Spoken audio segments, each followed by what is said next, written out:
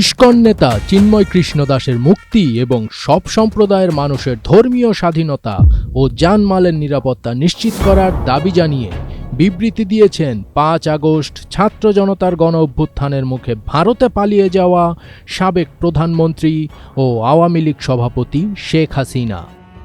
বৃহস্পতিবার ২৮ নভেম্বর বিকালে আওয়ামী লীগের ভেরিফাইড ফেসবুক পেজে দেওয়া এক পোস্টে এ তথ্য নিশ্চিত করা হয়।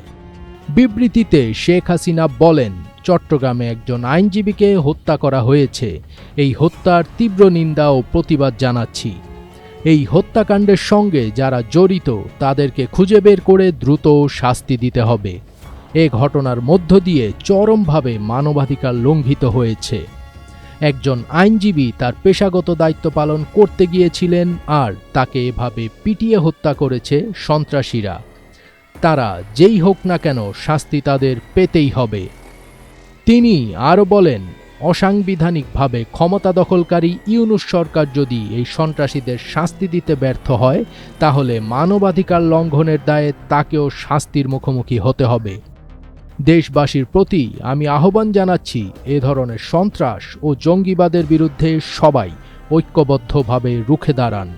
সাধারণ মানুষের জানমালের নিরাপত্তা নিশ্চিত করা জরুরি।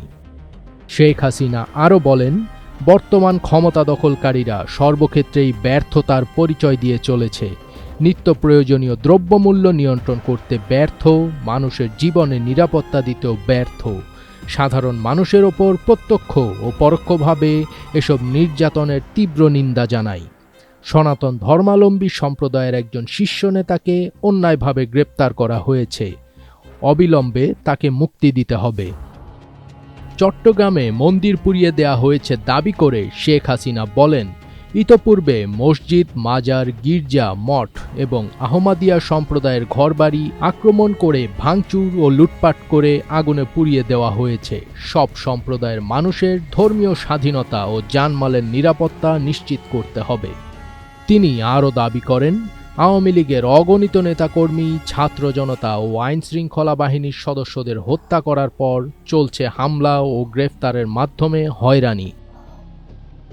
শেখ হাসিনা ভারতে পালিয়ে যাওয়ার পর বিবৃতিতে এসব কথা বললেও যখন তিনি ক্ষমতায় ছিলেন তখন দ্রব্যমূল্য ছিল সাধারণ জনগণের নাগালের বাইরে।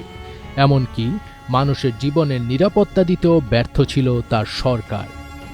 বিভিন্ন সময়ে বিরোধী দলীয় নেতাকর্মীদের গুম খুনের মাধ্যমে দমন করেছিল আওয়ামী লীগ সরকার, যার প্রতিফলনে গত ৫ই আগস্ট ছাত্র জনতার গণ অভ্যুত্থানে দেশ ছেড়ে পালাতে হয় শেখ হাসিনাকে। ফজবির তাজ, এটিএন বাংলা।